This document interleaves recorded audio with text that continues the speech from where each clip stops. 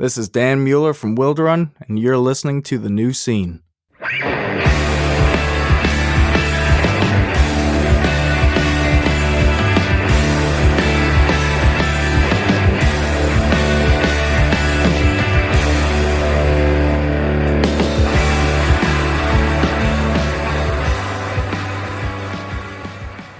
Hello, everybody, and welcome to The New Scene. I am your host, Keith, and we are back with a brand new episode. And on the show tonight, the one, the only, Tim Barry. You know him from Avail. You know him from his solo work. It's a fantastic conversation. This is one of those episodes where I had a whole page of notes sitting in front of me, ready to go. I didn't look at them once during the entire conversation. We got into it and we were rolling, and you're going to absolutely love it. That's coming up in a minute. So folks, don't forget to support the scene, the new scene, that is. We need Apple Podcast and Spotify reviews. I've got to get us over 100. I have to, and I need you to get me there. We're currently at 69 on Apple Podcasts and 59 on Spotify. We're getting closer. You're getting there. You're getting there. You're giving me the reviews, and we're getting closer. Keep them coming. I've got 2 new Apple Podcast reviews I'm going to read at the end of the show. So keep sending in those reviews, and you can support us directly by purchasing the New Scene long sleeve Life is Music is Life shirt. Head over to Death Wish Inc., search the New Scene. The shirt will pop right up. It's the best way to support us right now. We don't have a Patreon. Any extra episodes, I just put them up on our feed.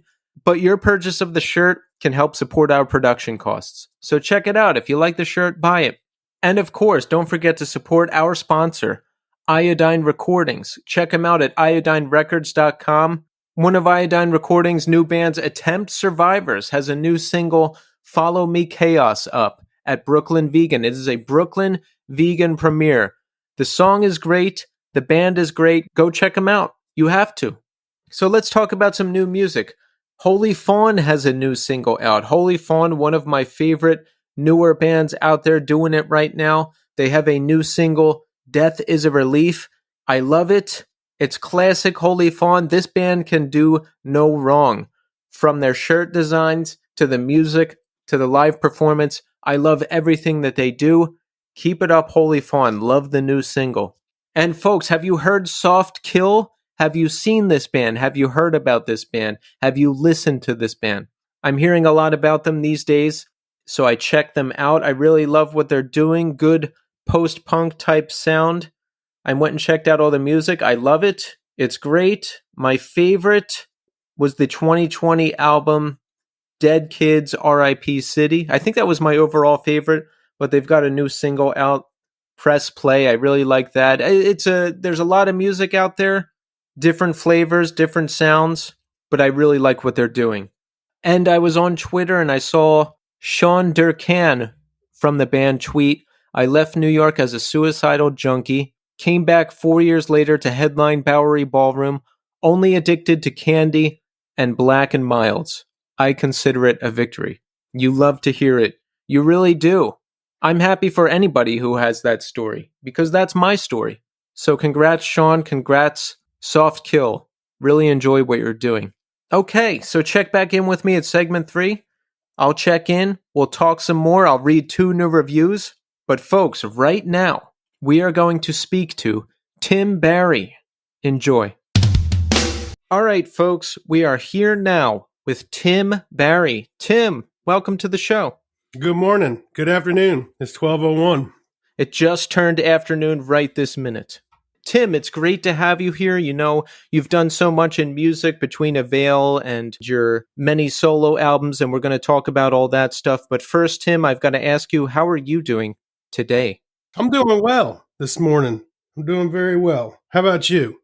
Oh, I'm doing good. You know, this has been kind of a stressful week. You know, work is crazy. Life is a little crazy. So I feel a bit down in the dumps, but that's okay because I don't know, things always get better, right? Tell me why. Why is life and work and things crazy? Well, I messed up something at work that cost the company $3,000.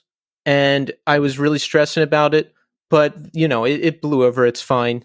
And I used to do this podcast with my friend and co-host, but he recently left, and now I'm doing it solo. So that's a little weird, It's like losing a founding band member. Yeah, that's definitely weird. And I don't know. From my experience, I really like being solo. So Yes. possibly you'll benefit from it. And man, that work shit. I know you weren't asking for advice or nothing, but shit happens. We all mess up. Yeah. And you know what? Who we're surrounded by is really represented in those situations where it's the people who use it and hold it against you, and those who understand that we all make mistakes, and there'll be a time for all of us to do something like that. It's just money too. Fuck it. We're not in the military. I don't know what you do for work, but it doesn't sound like you're in the military. So it's not like someone's going to lose their life over your mistake. So fuck it. It's just money. I like your outlook, Tim. You're right. It was a less than a percentage point of a mistake. And you know what? I used to work for somebody who would throw it back in my face and make it crazy all the time, but they were just like, hey, just don't make the mistake again. And I was like, no problem. The only way you can do something right is to mess up. I mean, really, so much of what I've learned in life is through mistakes. Make a mistake and you generally won't do it again. Exactly. Tim, what's the last mistake you made that you had to learn from? Trying to figure out how to use the computer for this podcast.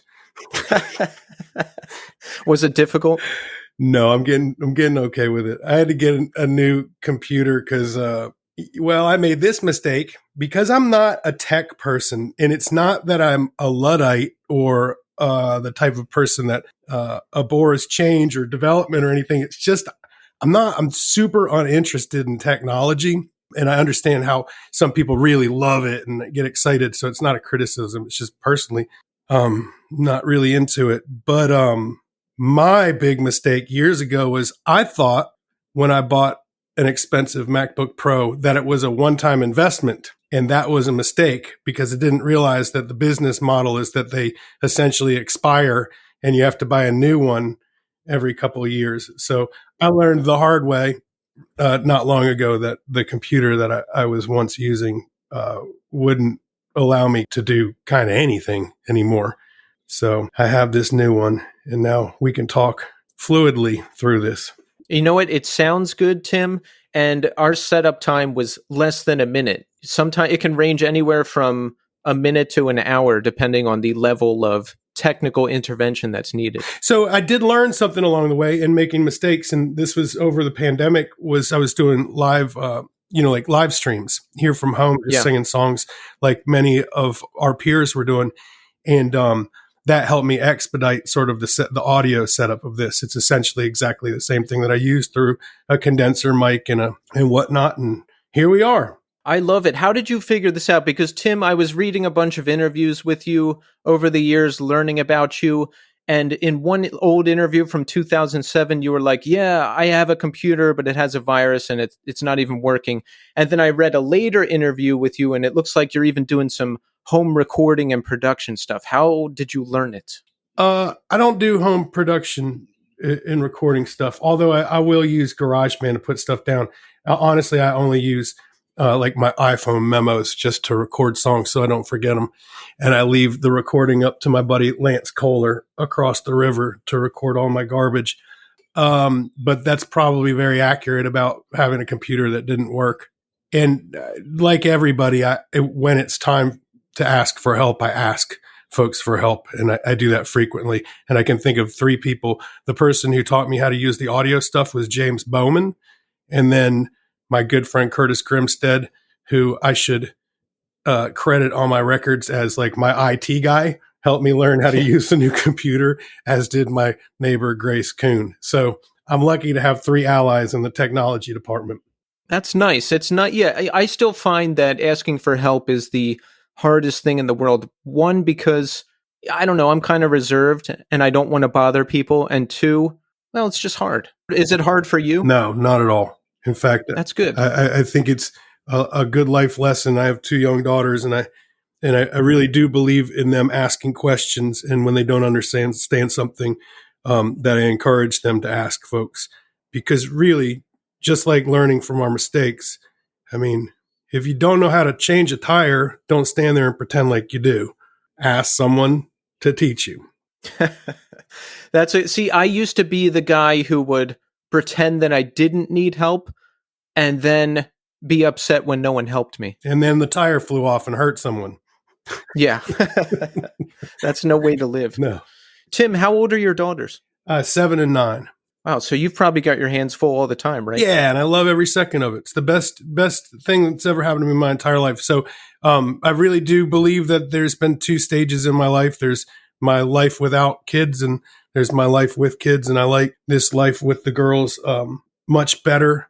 It's, anybody who's a parent knows it's so exciting. I can't wait. I can't wait to see what they do. I can't wait to see what all their friends do in the future. I can't wait to see, because times are turbulent, times are confusing, times are far more stressful than I remember. And, they're growing in it, and to give them some guidance and some support and some love and some focus, and then get to see how they change things for the better is really exciting. It's really neat. And I can't wait to just sit down and crack open a beer and make them feed me and take care of me. I love it. What do they think of your music career? Are they familiar with a lot of your music? I mean, yeah, we're surrounded by music. We play music all the time. I think, it's just normal to them because it's all they know of me. Yeah. Recently we watched like an Avail video or something. Yeah, it was an Avail video. And I remember Coralie, my youngest daughter, going, "This is actually pretty good," which was surprising because they usually don't really, she really likes pop music. But I think they're starting to realize, like, daddy's a little different than some of the other, dads at the school, where, like, I think they're realizing the luck of me being available for them nearly all the time. Instead of having to, like, keep regular hours at a sort of standard job, I'm able to work around their schedule, and then show schedules and stuff like that are based on my scheduling needs with them. So, but I don't know how to answer that question. If one of them was here, I'd have them answer it because they can speak for themselves. But the other day I was playing music at their school, and they're slow. I go every year and play music at their school and for all the kids. And I think this year they're starting to feel pretty cool about it. Like, oh man, our weird dad comes and plays Taylor Swift songs and the Hokey Pokey and You Are My Sunshine for our friends. And they're on the cusp of being completely embarrassed. But right now, I think they're pretty excited. I love that. That has to be the best feeling. Yeah, the scariest thing in the world is playing in front of kids. They're the most honest beings out there. They'll tell you exactly what they think. I love it. I love playing for all kinds of different people. Kids and your own family are the toughest critics. So I think if your kid said, "Hey, Dad, this is actually pretty good," if they're watching an Avail video, that's high praise. Yeah, I was honestly surprised. My older daughter, Leela, she likes punk. We go to Vinyl Conflict, the record store here, and buy Bad Brains records and black T-shirts and stuff. Coralie is more into the princess stuff, so I was a little surprised by that. Tim, let's get to know you a little bit better. Tell us about growing up in Richmond. Well, I grew up in Virginia, and I've lived in the city here for 30-something years, but I don't know what to say. Just like every urban area, it's changing very quickly. It once felt like a village here. Now it feels like a city. Lots of development and lots of change, but it's still home. It affords us a lot of opportunities for my family. And I don't know. It's hard to explain, a lifetime somewhere in a nutshell. But I certainly do love it, especially now. I love the changing seasons. You're up in Brooklyn, so you know what I'm talking about. And I know that people love places like San Diego where it's similar temperature all the time, but I'm really seasonally dependent. I love the changes. I love the different cycles that I go through with the changing seasons. And right now, spring is exploding, and the osprey are back, and the seagulls have left, and the eagles are hunting shad, and everybody's out fishing for striper, and the dogwoods are blooming, and everything's budding, and everybody's putting in their gardens, and it's just such an exciting time of year. Yeah, I love it. I love the season changes, and I would never want to be without it. Yeah, and like I always in the winter I spend so much time. I've realized this over the years. I spent so much time writing and reading and writing songs and being creative, I guess, with the short days. And then when the spring comes, it's just all I can do is be outside. I'm happiest when I'm in the woods. I'm happiest when I'm on the river. I'm happiest when I get up and go running or spend time outside. I don't have earbuds in. I listen, and there's so much to see and hear at different times of year. But right now, in particular, it's just, I guess I'd take it all in and then put it into songs. Yeah, I'm getting more in tune with my surroundings. I would say pre-pandemic, I always had music on in headphones, no matter where I was going. But now, I don't know, something changed. I'll just walk around and look and listen to things, and I think that's the way to go. I find myself too inundated with content at all times, and I need to take a little more time just to take in my surroundings. It's important. I think that people are forgetting about that. We all and this is not a criticism. It's just things change and we acclimate to it. But then at some point you have to realize, like, you can't stare at your phone all day. You have to produce your own life. You can't listen to music and podcasts and news as you're walking around all the time. You have to see your own things and hear your own things and go your own directions. I know that we're all a lot of us are filled with a lot of anxiousness and anxiety, and that constant content sort of mutes that in periods, but there's a time we got to let go of everything.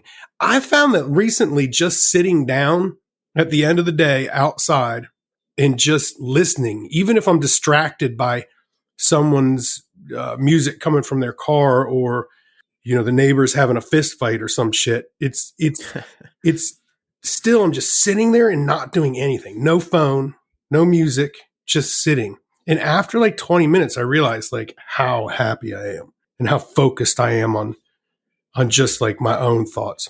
I don't know. We all have our own ways of doing things, and not everybody has the opportunity to just sit down at the end of a day. But if you can, try it.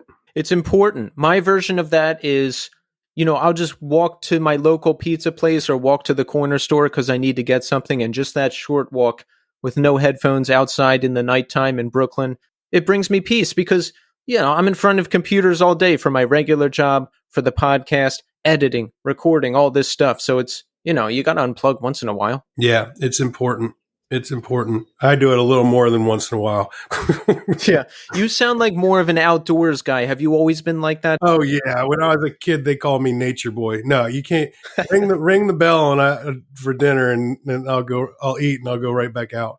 No. And my girls are the same way. No, I can't function if there's a few things that I know about myself. I never sit down, and that's why I always keep trying to practice that sitting down thing. But like, I never sit down. And I never want to be inside, ever. I'm always happier outside. I'm in my little house. We have a little 900 square foot house. All the windows are open. The doors are open. I don't even like to be closed in. I love that. I had to learn the concept of opening the window just, I don't know, a year or two ago.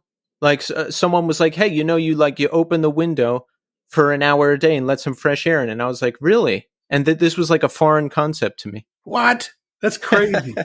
And I look at the apartment across the street, and they all their blinds are closed. And I always wonder what people are doing behind them. And it's not that I don't, that's there where everybody has their own way of doing things, but I can't imagine that.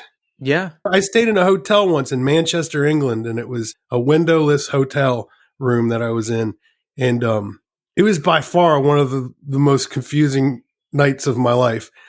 And I enjoyed it because I like things being different, but Yeah. man, it was strange. I'll never forget it. I'll forget 1,000 other hotel rooms, but not that one. I've stayed in those hotel rooms where there's no window, or I don't know. It's a little claustrophobic, and that's coming from me, someone who likes being inside. But I at least like to be able to see outside. You know what I mean? Yeah, no doubt about that.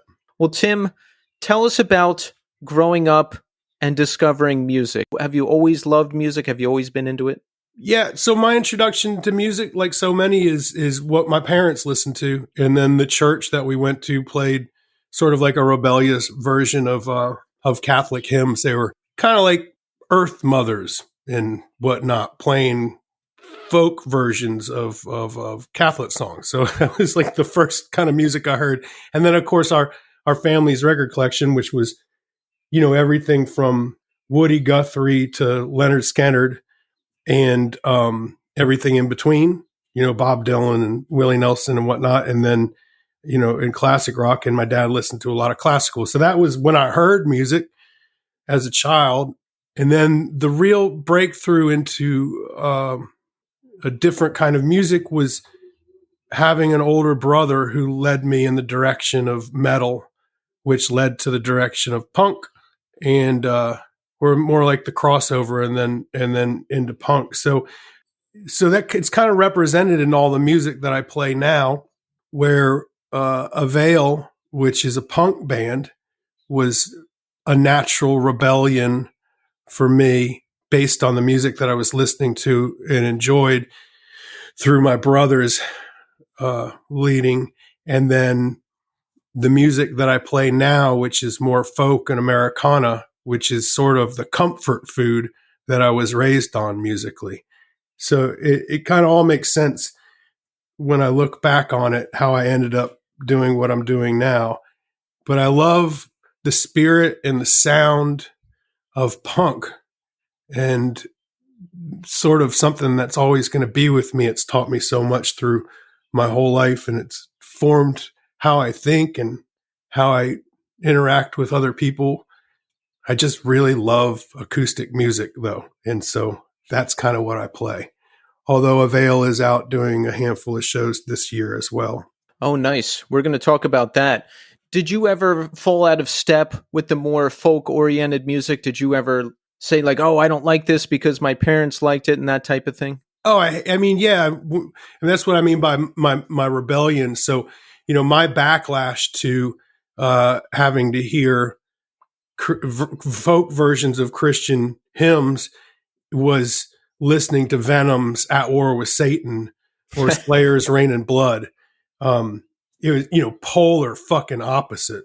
It was empowering as a young person to have that sort of middle finger towards what I considered an establishment. Although looking back on it, I have two fantastic and loving parents, but teenagers are teenagers, and my kids are right around the corner from it. So we'll see what they flick off back to me. But yeah, so yeah, I mean that was it, man. Like I played crossover, I played thrash music, and then Avail did its thing for many years, and certainly it wasn't Avail wasn't super confrontational or too aggressive, but shit, even some of my solo songs are far more abrasive than Avail ever was. So, That is true. I was catching up on a lot of your solo work, and I was like, wow, yeah, this is coming at me even harder than some Avail stuff. yeah, I mean, it's some of the songs are pretty personal. People get confused by some of my lyrical content in my solo stuff, thinking that if I'm singing in first person, I'm singing about myself. I'm often telling stories, but yeah, I mean, like, in all honesty, the first record that I put out solo was called Rivanna Junction, and I didn't think anyone was going to hear that record, honestly, or the songs. I was putting it together, and yeah, I just thought that only a handful of people would hear it. I had no idea that it would sort of like launch me into becoming the singer songwriter that I am to this day. So, and I bring that up as an example because the lyrical content of some of those songs is just like God, you can't play that in front of anybody's kids or grandma. So yeah, that's an old punk playing an acoustic guitar. Yeah. How did you segue into performing solo? You know, like did it come after Avail? No, I was still in Avail, but it should be clear that, I mean, we all grew up playing acoustic guitars. And so many Avail songs are rooted in their entirety as acoustic songs. And I could go through a whole list, but that would just be daunting. But although Avail wrote collaboratively, many songs' origins were based on acoustic. So there was no like big transition for me at all, other than the fact that I was more of a songwriter and not a guitar player. I learned how to play guitar publicly over many years. So I learned to play guitar on stage. And, that's a struggle and sort of embarrassing to look back on, but it was super honest. I think the biggest transition for me would be not having anyone on stage with me, and it's all just me. So if you imagine like the early days when I was playing shows, I'm not a very good guitar player, not a very good singer, but I'm still doing it with my whole heart. And it was very exciting and very scary. And I tell you, that sort of element of fear being on stage alone was exactly what I needed at that time. What I love about punk and what I love about Avail was the energy and the excitement and the buildup and the fear and the chaos and the violence and the unpredictability of the shows. And then they became routine and something was lost on me. And to pick up an acoustic guitar and stand in front of a small crowd of 30 people gave me that same feeling again. And I became addicted to that fear like I was originally with punk and Avail. And that's kind of why I never stopped. And, I just had a 2-year lull because of the pandemic and went back out and played shows again. I went down and played Fest. And then I just did a run with Be Well and Hot Water Music. And that fear is still there. I'm still as anxious as always before I get on stage. I always feel like I'm about to have a heart attack, and I love it. It makes me feel alive. You have to feel in order to be whole. And if I don't feel every emotion on a regular basis, I feel like there's something that's missing. And it was really nice to get back on stage and be reminded of why I like doing this. I like doing this because I love music. I like the fear, the build up to the live show. And I don't know other than that why I do it. I'm certainly not going to get famous. I don't have any intent on getting famous. Financially, music is terribly insecure, but it's just what I do and what I've been driven with for so long. I love that. Is this all you've ever done? Like from a young age, were you like, I'm going to perform and this is what I'm going to do? No, everything in my life, and hopefully everybody else's, has been one big accident. Yeah, I mean, no, I've worked every shitty job you can imagine in between tours. Yeah. I don't need to give my credentials on that, but I've done every job that everyone else has done, other than, well, no, I've never worked behind a computer, but I mean, like more like labor intensive jobs. But no, I mean, I think a lot of musicians deal with this too, maybe artists as well, like other visual artists and stuff, is that like you don't intend to like live off of your music. Suddenly you realize that you are. And often that happens because you're not home enough to get a job in between. So I distinctively remember with Avail, although 7 of us lived together in a house that was $500 a month for the whole house, it was pretty easy to live off of, but most everybody worked between tours, and we self-managed, and our shows were $5 to $7. So there's no real way that you can make that much money. But at some point, when tax season came or whatever, I realized that I hadn't worked like a straight job all year. And then when I look back at the calendar, it's because, there was absolutely no time in between tours to even find work. And that same thing happened with the solo stuff. And, I was working with like IATSE union and all kinds of side jobs unloading trucks and doing set carpentry and building stages and all this stuff between tours. And then one year I was doing taxes, and that was the same sort of thing. And I was like, wow, man, I hadn't been home in forever. So yes, I think for me, it's an accident. Everything's an accident. There's no plan. There's no like I just finished writing a new record. It'll be out on August 12th. It's called Spring Hill. And I'm like, turning my brain off from writing. I've never sat down and said, I'm going to write a record. Songs just pop up. And then my brain has just been like on a different mode than writing. And I was telling my daughter Leela this morning, she says she's plagued with the same issue that like 3 days ago, I wrote 7 songs in 3 days. I can't stop. They won't stop coming out. I wake up in the middle of the night, 3 a.m. I'm up writing a song. Comes in your sleep. And my 9-year-old daughter keeps a notepad next to her bed because she says the same thing happens to her. Bless her heart. But like, so yeah, again, everything in my life is one big accident. And I should say that recognizing the luck that I've had in the kindness and support of so many people around me. Absolutely. So it sounds like you're just doing what you do. It's not like, okay, I plan to have a career in music. It's like, no, you're playing and you're working to support what you're doing. You're just going with it. Yeah, I'm just going with it. And it's scary, And I don't think I've ever even used the word career in regards to me playing music. And I can't use the word fan. It feels like most everybody that comes to the show, they almost feel like family members at this point, or, close friends. The thing with music for me is every tour cycle, every year, every conclusion to like a project, I kind of assume that no one will be interested again. And so like right now there's a bunch of show opportunities because, things are opening back up, and I'm taking what I can around my kids' schedule. And I keep thinking, well, you got to do these because next year no one's going to care. And then the next year I do it again. And I think no one's going to care the next year. And I just don't know how there's longevity in music anymore. And I'm shocked every year that I get to keep doing this. I feel lucky. Every year I'm like, well, what can I, what kind of other job can I get when no one cares next year?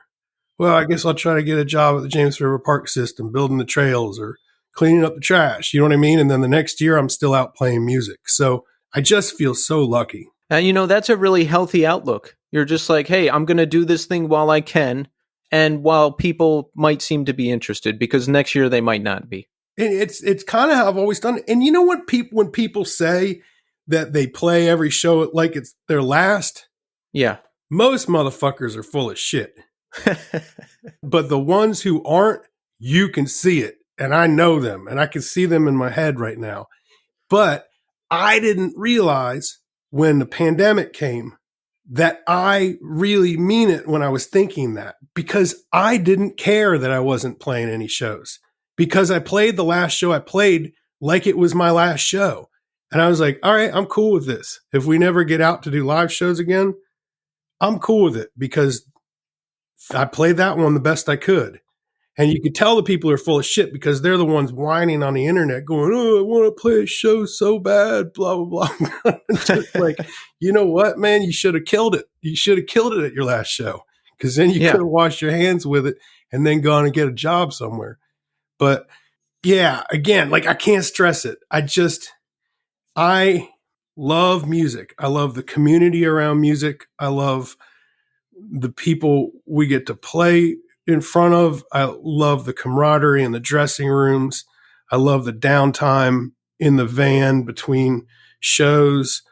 I just love it all. I feel so lucky. I also really love being home. And so I couldn't be any more thankful. I love that. You sound pretty centered and accepting of whatever happens. Yeah. I got no control over it. Right. Life leads you wherever it leads you. Exactly. If you're willing. Talk about Avail back in the day. How did the band fit into things in terms of the scene and what was going on at the time? Did you find acceptance with people? Were you happy with what was going on? Well, I mean, it was the same sort of fly by the seat of your pants and see what happened sort of thing. I don't know really what drove Avail. because it certainly wasn't financial. We didn't have like a concrete political message like many punk bands did. And it's impossible to summarize because we were on the road for 20 years. We put out, I guess 5 or 6 records. We got to tour all over the world. I mean, we toured in the United States way more times than I can ever imagine counting. Canada way more times than I can imagine counting. Europe more times than I can count. Australia, Japan, Brazil. I mean, everywhere. And I don't know what we accomplished, except that we got to do it. And that's like something you can't take from us. We got to do it when we didn't have computers or cell phones. We got to do it when you had to study a map. You had to find cross streets to get to the abandoned building in Dresden, Germany. Like we had to, like we always knew when we got into a city, if we were in the nice part of town, that's not where the show was. Yeah. So one of my favorite old punk bands, Born Against, from New Jersey, who ended up in Richmond, when they did their last show, they did sort of like a pamphlet. They didn't tell anybody it was their last show. When everyone was walking out of the show, they handed out this pamphlet on the way out the door, and it had sort of like their credentials. It said, Born Against played X amount of shows in this many countries, and we accomplished nothing. And, and I kind of think about that with Avail because we don't really get any royalties, like to this day. And we did accomplish nothing in the grand scheme of things as far as the music business goes, but we have a lifetime of memories under our belt that you just can't take. And life lessons that include learning how to live in a tiny van with a trailer with 5 to 7 people for 20 years, and then coming home and all living together. It teaches you so much about yourself. So Avail was a damn trip. It was a trip. And then we stopped playing for many years. And then in 2019, got back together and started just doing a handful of shows here and there. And those will be temporary, but they've been a lot of fun. We just went down south with Be Well and Hot Water Music and did some shows down there. And they just felt so good. It just felt so good. Not just the Avail shows, but the other solo shows that I just did. They just felt so good. It felt so good for that connection again, the connection with the road. It's like, you miss the road when you start craving truck stops. Not the food, just the truck stop. You do the truck stop shuffle, don't buy anything and leave. Like, what is it, about road dogs, old road dogs that we got to go in there and sniff around for a little bit. Yeah. Music. It's a trip. It's the best. It's funny to hear you say when Avail initially ended, you were kind of left with nothing, because the band just sticks out so big in my mind as like a foundational band and a band that people are so passionate about.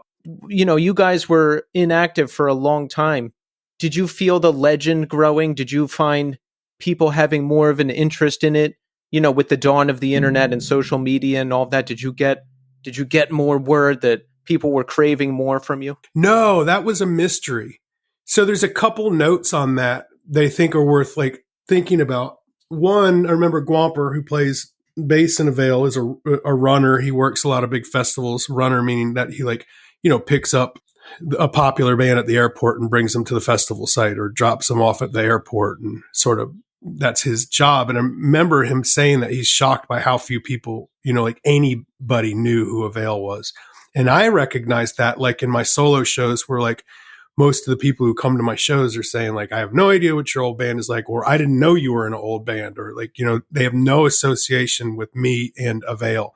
And, how it was sort of fading into the background. And, there's the legend of Avail. There's all these rumors about Avail, some of which are utter bullshit, some of which are way too factual. And it was, like, how would we know? Because there's no way to search what Avail had done. There's no website. There's no social media. There's, just these legends, just these records, just these songs.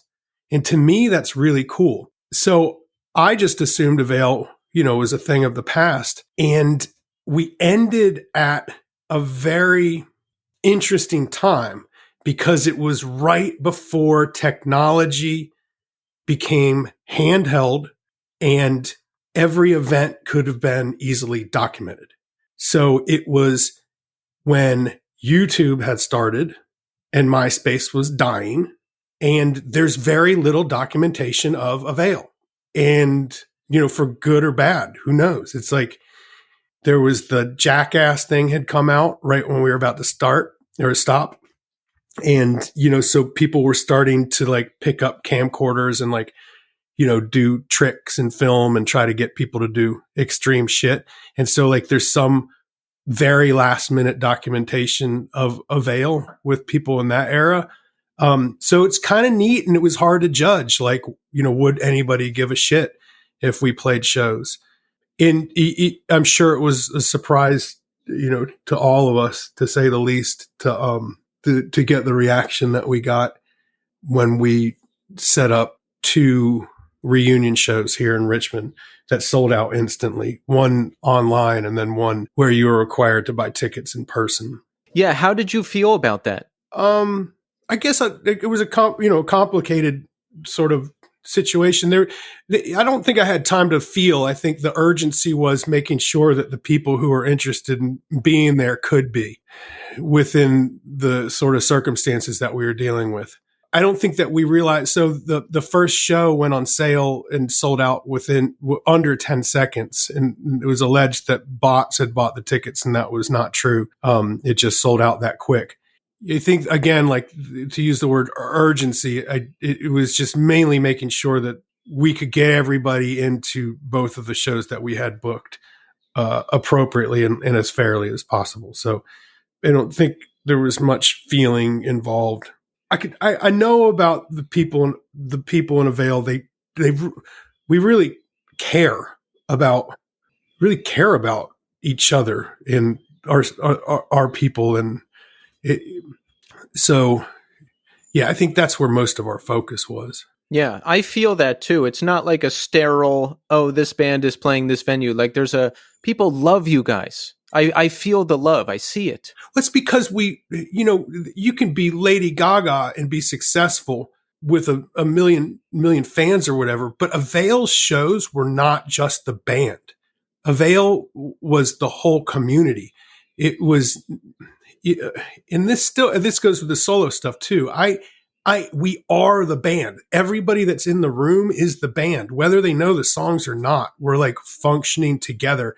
Maybe I'm like the band leader when I play solo, and Avail is like the band leader when we're on stage, but it's all of us. If Avail got on stage and jumped around and sang those damn songs and everybody stood there and stared at us with their arms crossed, that wouldn't be very interesting. No. It is the whole room. It's a wave crashing and then receding, and another wave crashing and receding. It's all of us working together. Exactly. And that's the beauty of this whole thing. Punk rock, hardcore, whatever your flavor is. That's why I got involved with it. That's why I got hooked on it. And that's why I'm still in it. Yeah, me too. And like, that's what when I say that, like, my roots are in punk and I'm always going to be that way. But folk music, like old traditional folk music, is punk as fuck too. Woody Guthrie's the band leader singing the rebel songs. Hip hop, original hip hop, and the hip hop in the streets still is exactly the same shit, man. It's a feeling. And I really truly respect all of those American forms of art and how they shape all of us. You're totally on with that. To me, it's all about the feeling. Like, I was at Furnace Fest last fall. I saw Jeremy Enyik perform, just him and a guitar, and I cried tears. Yeah. Tears. It was so powerful. So, Tim, it must be fantastic for you to just stand there with a guitar and play these songs, and everybody's singing along and having a great time, and we're on this emotional roller coaster together. Yeah. Yeah, it's an honor, really, is what it is. How was Furnace Fest? Unbelievable. Literally every band I've ever loved played. Yeah, I really wish we could have gotten down to that. Just going down to Bama and hanging out with all those good folks is worth the trip. And then having all of those fantastic bands on the bill just adds to it. Yeah, it was weird. I hadn't been there since 2002. I was touring with a band back then, and they played. And walking back on those grounds after 20 years, all these memories came flooding back. It was a rush. Ah, that's awesome. I look forward to trying to get down there at some point. You're gonna have to be down there, right? No Avail offer to play Furnace Fest yet? Oh, I don't know. Maybe if Avail ain't playing, I'll probably go down anyway. It's worth it. So Avail plays again. How were the shows? Was it weird to play with everybody again? No, it was great. Something that people don't know about Avail is how hard we practice. In the old days, we practiced Monday through Friday. I mean, every fucking day. I don't know what the fuck. That's intense. No, we did it. And then so like in preparation for those reunion shows, we practiced Monday through Friday every fucking day before anybody even knew. How long each day? Oh, we might hit it and quit it, like just do sets or, whatever. It's just like going to the gym. You just got to make it motor memory and like work it out. So we just, like we were practicing before we even told anybody we were considering playing, because we were like, if we suck, we're not going to do this. So getting back on stage felt real good and, real healthy because we were ready for it. We were ready. It's like going into the boxing ring. We were ready. But, and yeah, that hasn't stopped. I do the same thing with my solo stuff. I mean, I'm playing up in Philly in a couple of weeks and I practice every day, go through different set variations every single day. How do you pick a set? Because you've got a lot of material to choose from. Is it just whatever you feel like that day? This new record coming out too. I'm like, how the hell can I play a 45-minute set with all these damn songs? And everybody has their own favorite. You know what I'm saying? How there's certain, I'll call them anchor songs that all bands have that you have to play. Like you can't go see Slayer without them doing, Rain and Blood or something. You know what I'm saying? So I have 8 anchor songs with solo music. Avail has anchor songs we'll always play. When I go out to play my own shows, I might have sketched out a set list, but I really play by feel. So depending on my own mood or depending on the mood of the room, the political climate, like with current events, there's a million circumstances that could lead me in any direction on stage. And so I just kind of go. I'll read the room and start with whatever song and then go into another, but there's always anchor songs. There's always songs I'm going to play. But something I don't talk about often is I see songs in colors. I hear songs in colors, and not like overwhelmingly like some people, but all of my songs are labeled with colors in my brain, and then they're really ingrained in there, and I won't repeat colors back to back. So if I start with a song that's black, the second song won't be black. That's interesting. Talk about what the colors represent.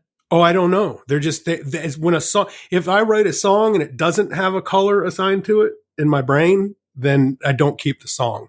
So, like I'm writing a set in my head right now. It's going to start with this song that's black, and then it's going to go into this song that's like a light gray, and then it's going to go into a blue song. Then it'll go into a green song. Then I might revisit a blue song again, then go into a red song.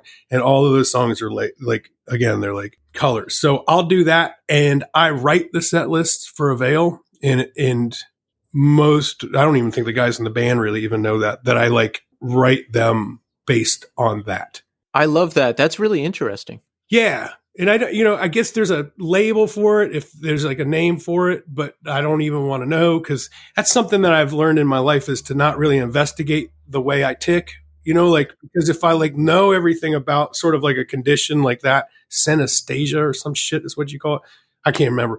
But if I investigate it, then it might ruin it, if you know too much about it. So even like learning an instrument. Like I love playing guitar. I love every day that I learn something new. But I remember my brother who studied music. He's just a fucking shredder on the guitar. And he learned classical. And I remember him being like, you don't play guitar no more. And he's like, I got bored with it. I learned everything I wanted to learn. That's the same sort of thing where, like, I don't want to investigate things that might ruin something that I appreciate. Yeah, I'm with you on that. It's a little different, but I don't know, if I'm feeling down one day and I don't know why particularly, I'm like, well, why doesn't matter? Just what are you going to do? You're going to sit here or you're going to go do something? Create your results. Yeah, I'm not sure that we need to get too deep into that, but meaning like too deep into current times, but it seems that we have become self-obsessed with sort of diagnosing and deep diving into every sort of aspect of our emotional well-being. And sometimes I think it's okay to just be like, that shit happened, and just walk away. Exactly. So you said you have a new record coming out again. It comes out August 12th this year, 2022, and it's called Spring Hill. And yeah, I'm real happy about it. And then, of course, now I'm already writing another goddamn record. But when will I write my last song? Hopefully never, Tim. I don't know, man. The list is getting a little long. I try to think of some of my peers who have as many songs written as I do. Yeah. I guess there's two ways to do it. There's like Ag Front or somebody. No, that's not a great example because they've written great songs throughout. I'm trying to think of somebody Cro-Mags. Yeah. That's like one way of doing it. Just have like the heavy hitting, like handful of songs that you could do your whole life or do what I'm doing and have way too many. So what's some of the inspiration behind the new album? What were you going through? What experience went into this? Oh, I don't know. I mean, again, like the songs just show up and they come and they get written. And any record I put out, I dive deep back into the memory bank. There's songs on there that were written, when Avail was still together. And then there's songs, that I wrote a week before I was recording them. So it's very Americana feeling. It it doesn't have drums. This record doesn't have drums and bass and stuff like that. There's some really great accompaniment by Virginia musicians. I did do a cover of the 3-song Swan Street that was originally released on the Discord record State of the Union, which is a comp that came out in, I believe, 89. The song has always been a huge inspiration to me. The song Swan Street by 3 is the song that I've been trying to write since the first time I heard it, which is just an acoustic song that's just truly moving. I know that the band Chamberlain recorded the song recently, and it's just one of the best songs I've ever heard. And I urge people to listen to the original version if they haven't. 3 is the number 3. Yeah, you know what? I have to listen to that part. One of my favorite things with editing this podcast is all the bands and songs that people mention that I haven't heard. While I'm editing, I jump on YouTube and listen to them. Oh, that's great. Yeah. So that's a great song, but that's a cover. I usually put one cover on every record, but I usually do sort of maybe obscure folk songs and less like, punk or independent music driven songs. So that was a lot of fun, but I'm excited to get it out and play shows and then jump on this next project because I can't stop. Yeah, you're already working on the next album. I love that. Yeah, and you know what's weird? When people tell me they got writer's block, I'm like, please take a part of my brain because this is really like a burden. Like, when I got to get up in the middle of the night because I can't get a song out of my head and I lose 2 hours of sleep. I'm like, why don't you take that so I can sleep for a little bit? So I've never understood writer's block and I think a lot of it is I do produce my own life, going full circle to where we were starting about, like walking without technology and living sort of like not in contemporary times in some ways. It's like, maybe it affords me the ability to hear and see and take it in and listen to people's stories. Those turn into songs, like that kind of stuff where from just like the story is just the thing on the top of the Instagram. It might not really turn into a sound or a lyric. It's amazing where inspiration can come from, isn't it? Like I've had dreams where someone uttered something I've never heard before and that became a song title, or sometimes it just jumps out of nowhere. It's true. Yeah. I mean, I feel it. I mean, I run every morning. When I was running the loop down at James River this morning, I must have gotten 6 song titles. Just the birds weren't telling me. They just show up. How do you keep track of it all? I use a notes app in my phone. I have one for the band and I just drop everything in there. I just jot stuff down on a notepad. And, yeah. If I'm out running like that, I have a flip phone and an iPhone. So yeah. I'm sort of like limited if I got the flip phone. I often keep my iPhone off just because it's sort of a burden, a distraction. Yeah. Now, why do you have both? What's your system? Well, I keep the iPhone at home and then I'll carry the flip phone just in case of emergencies. I got you. So that people can't contact me. To be completely honest, if I'm sitting in the dressing room at a show and I keep getting 1,000 texts, I just turn my iPhone off, throw it in my backpack, and pull out my flip phone and put it in my pocket. And only my family has the phone number for the flip phone. So secret revealed. Now that people know that the flip phone is out there, they're going to be gunning for that number. Yeah, they ain't going to get it. But it limits me in keeping, like notes and things like that. And I tell you, those iPhone, the audio thing is just, man, what a treat to be able to just sit up in the middle of the night and turn on, a voice memo and record what you're thinking and then throw the phone back down and go back to sleep. It's so cool. And my daughter, Alila, writes a lot of songs, and that really helps. It's easy to forget a melody or a lyric. And I can just grab the iPhone and we can sing it into it together, and then she can work on it later or something. Yeah, I love it. That's what I still use. And I used to write everything acoustically like you were mentioning earlier, but my acoustic guitar broke, 6 years ago, and I still haven't gotten it fixed. So I just write on an unplugged electric. Yeah. Yeah. I mean, whatever works. Yeah. It's just music, it doesn't need to be perfect. 3 chords and the truth. I've read about your philosophy and process as far as recording and everything. And I really like where you're coming from, because you're like, you can make the rules and you just do what you do. Like, you don't use a click track. You're not one of these guys who has to do like 50 takes with 10 guitar tracks to make it perfect. You do a couple takes and you get it where you need to get, no click track, and that's it. Yeah, it's just a feeling. And again, man, I truly believe in living outside of the sort of establishment. In the music industry dictates that things are done a certain way, but the music industry's done nothing for me. So why answer to them?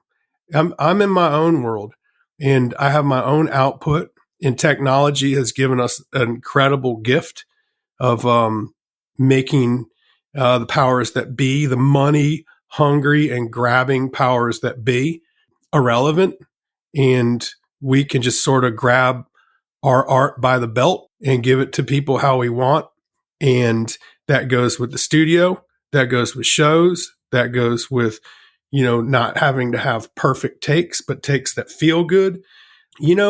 If I show up into a city and a club does me wrong, I don't need the fucking club.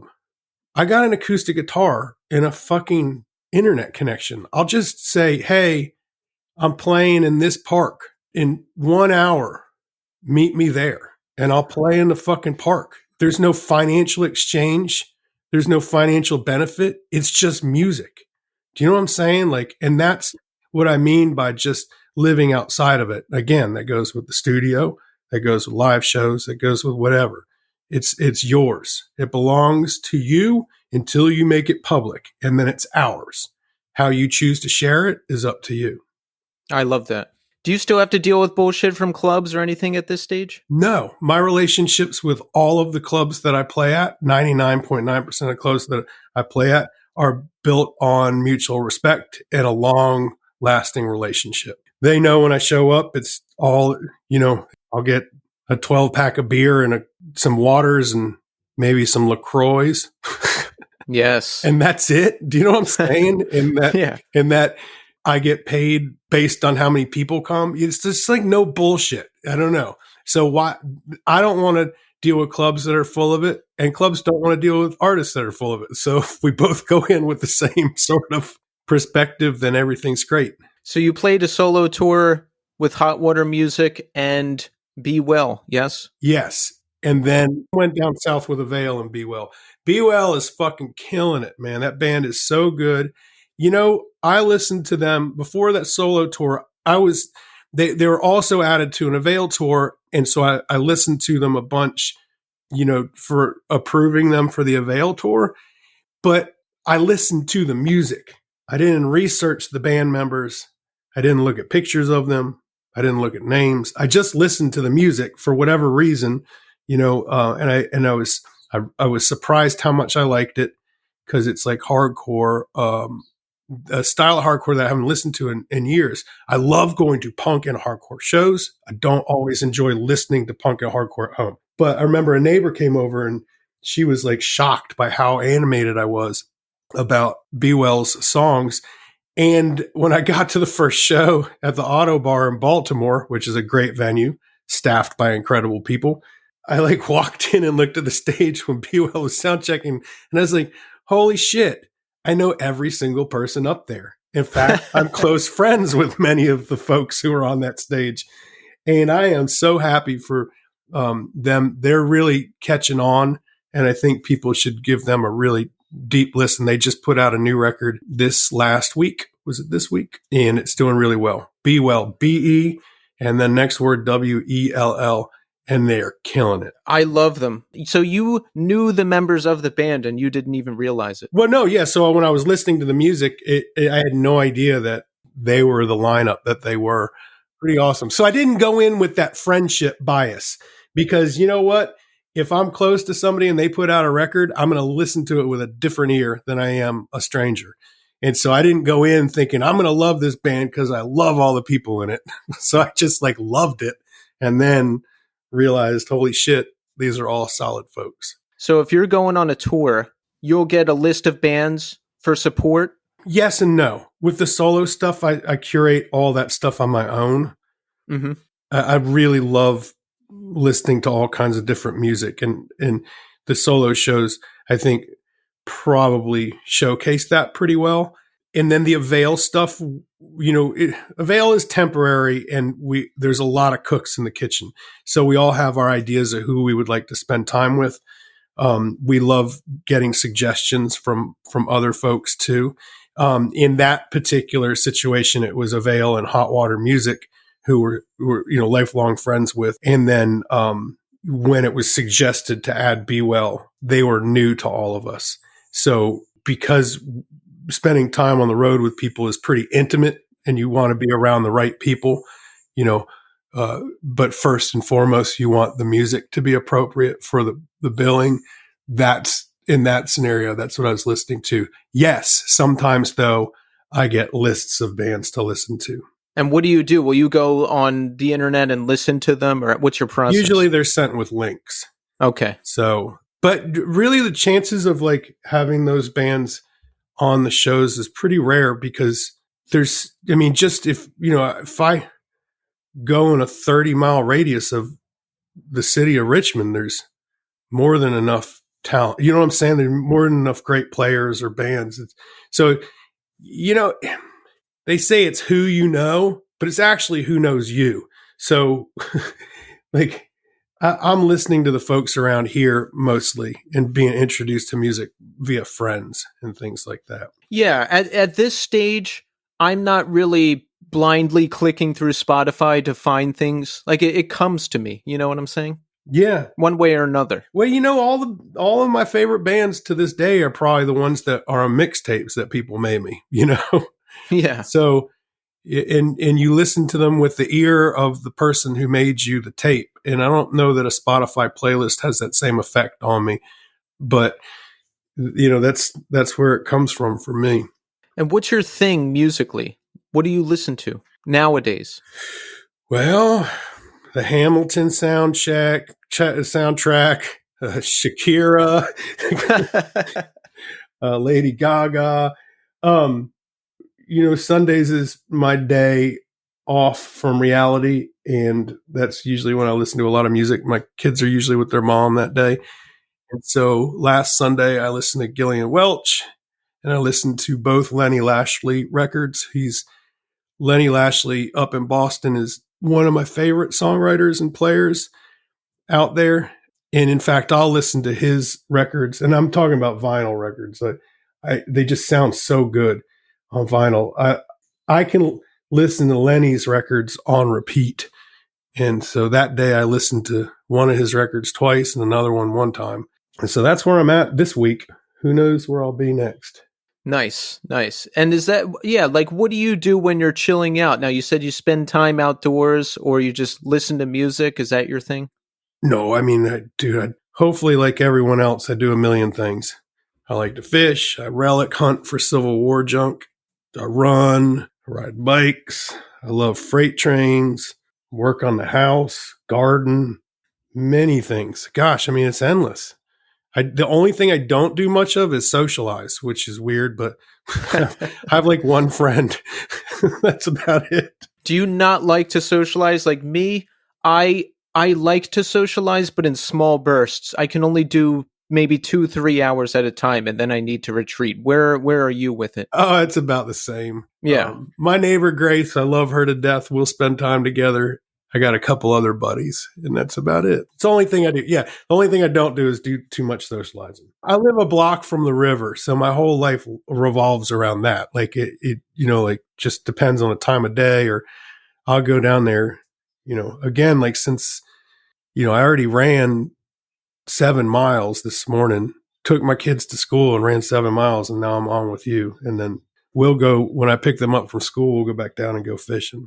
That sounds really nice. I love that because I grew up in a more rural area than I'm at now, and we would go fishing and find trails in the woods and make little forts, and that's great stuff. That's what my girls are. We have the best of both worlds. We live in a city. We have all that cities offer, but we have the magic of the James River Park system a block from our house. So let's talk about what we've got coming up. You said there's going to be some more Avail shows, yes? Yeah, so, oh gosh, I hope I don't do anything that's not announced. August 12th is Spring Hill, my new record coming out. And then I think the only things that are announced, I play up in Philly at Union Transfer on April 8th. I'm sorry, the 9th. And then I go up to Montreal to do a solo show at Pooza Fest. Propagandi's playing, and I can't remember who else. A bunch of great bands. And that's May.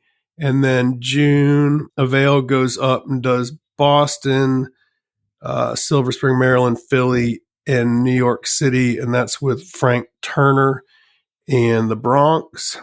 And then everything else that's happening is unannounced, but there's some really, really cool stuff coming up. And that will include a bunch of solo shows because the record will be coming out. I'm looking very forward to hearing the record, and I know many other people are. So folks, Spring Hill this August, you've got to get it, right? We have to listen to it. Yeah. I mean, why wouldn't we? And Tim, a lot of people have asked new Avail music. Is it ever a possibility? It is not even something that we've discussed. Yeah. And I would say that it's pretty damn doubtful. Like, who knows, right? Because there was years where you said there's never going to be another Avail show, and it wasn't going to happen till it happened. Yeah, that's true. And then and I'm not going to say this because I think that Avail should write songs, because we spent many years writing songs that were really bad, and that's why we never released another record, because why release just bad songs? But man, when you think that music can't get any better, than Hot Water Music just comes out with possibly one of the best records they've ever made after all of these years. And that just came out, this week. So you never know what the hell can happen.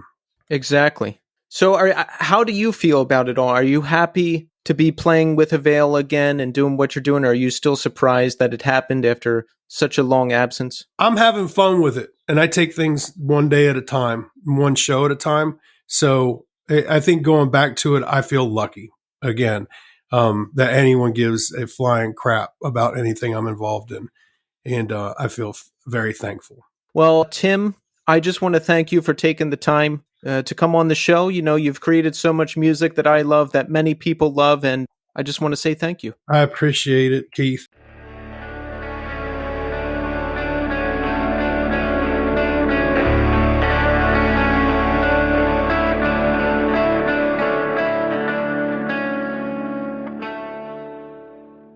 There you have it, folks. Tim Barry. Now that was an excellent conversation. Really nice guy. Has done so much in music between Avail and the solo work. I love what he's doing. Really down to earth. Sounds like he's living a very nice life down there in Virginia with his 2 kids, living by the river, hanging out outside. I really love, you could hear the peaceful sounds of birds chirping in the background as we were talking. He's just a really down to earth, nice guy, a real pleasure to talk to. And you heard in the beginning of that conversation, he gave me a little pep talk. You know, it was right when Tommy had left the show and I was feeling down between that and everything going on at work. And he asked what was going on and boosted me up a little bit. And, you know, I just walked away from that conversation feeling really good. So I'm really happy that he took the time to come on the show. Thank you so much, Tim. That was fantastic. All right, so how are we doing, huh? How are we doing? Let's check in. Let's talk to each other. What's going on? What's going down? I've had a really active week between work and life and everything else. I have attended a gig, folks. I went to a gig last night at St. Vitus. I saw a Black Sabbath cover band called Black Sabbath Cover Band Rehearsal. What a name. It is a Black Sabbath cover band that features members of the Yeah Yeah Yeahs, Dirty Projectors, and of course, new scene guest, Brad Truex on the bass. Really great band. I like Black Sabbath. I don't put them on and listen to them. You know, I only know the singles and the big songs, but really talented band. Really dug what they were doing. But I guess I'm really tired lately. I don't know what's going on, but they started playing at 9. I made it till about 10:20, and then I was really claustrophobic. The place was packed. The place was packed front to back, and I was just having a hard time standing up, and I got really tired, and I had to leave. I left around 10:20 p.m. I think I missed, I don't know, another 2 or 3 songs, but it was a really good show. Definitely check them out if they're playing anywhere near you. Spent a lot of time outside this weekend, which was nice because, you know, I'm cooped up in here all week, working 9 to 5 and working on the podcast at night. So I went out and hung out with some friends in the park, and it was just good. It's nice being outside. The weather is warmer. I'm really into it. I'm feeling good. Spring is coming. Really don't have any complaints. All right, so let's read a couple new reviews. We've got a couple new Apple Podcast reviews. Okay, number 1 from Callie Mac 86, 5 stars. Hello, Keith. It's awesome that a hobby from the pandemic has become something worth sponsoring. I listen to this podcast at work, and it's the best distraction. We'll miss you, Tommy. Thank you, Callie Mac. And yes, absolutely, we do miss you, Tommy. I still talk to him. He's doing well. Everything is good. Okay, next review from PRT Land. 5 stars. Enjoyed the conversations. Really enjoyed the past few episodes. Great insight from Emily and Russ. Appreciate the pace of the conversations and open-ended questions. Thank you so much, PRT Land. By the way, Callie Mac 86 or PRT Land, if either of you are a size medium, let me know. You win the shirt. I've still got a size medium shirt to give away. If either of you are a size medium, email me. First one to email me gets the shirt. There you go. Thank you for the reviews. Keep them coming. We got to get over 100. We have to. I mean, we just have to. And you can get in touch with me at newscenepod@iodinerecords.com. Email me. I'm here. And it was a crazy week for New York City. The subway shooter. Did you hear about this? The shooting unfolded on a Manhattan-bound N subway car during the Tuesday morning commute this week. Just before 8:30 a.m., the train approached the 36th Street station in Brooklyn's Sunset Park neighborhood. The guy set off some smoke bombs and opened fire on the train. He disappeared, but thankfully he dropped his credit card and some other personally identifiable information. Thanks to the help of New York City citizens, he was caught in the East Village a couple days later, and he's in custody now. So those citizens will be splitting the reward, so good for them. I got some phone calls and some texts from my parents and friends, everybody asking if I was okay. And yes, I don't think I've ever even been to Sunset Park. You know, there's many parts of Brooklyn that I'll probably never see. But yeah, I don't. My condolences to everybody affected by the shootings. I don't think there was any deaths from it. I know some people were in critical condition, but it's just a shame. Everybody's on the train, headed to work, slogging another day, and then you've got this guy upsetting everything for everybody, and it's just, you just never know what's going to happen. But thankfully, everybody appears to be okay, and the guy's in custody now, so that's it. So I guess that's it, folks. Continue to write to me. You can reach me at newscenepod@iodinerecords.com. Follow us on social media, New Scene Pod on Instagram, New Scene Pod on Twitter. We're also on Facebook and Twitch. I haven't done any streaming lately. There just hasn't been any time, but I'm going to get back to it again at some point. And look, we've got a lot of great shows coming up. Some big, big conversations. They're going to keep rolling in. We're going to be here every Monday morning with you. So stay tuned. And that's it. We're back next week with a new episode and a new guest. So thanks everybody for listening, and until next time.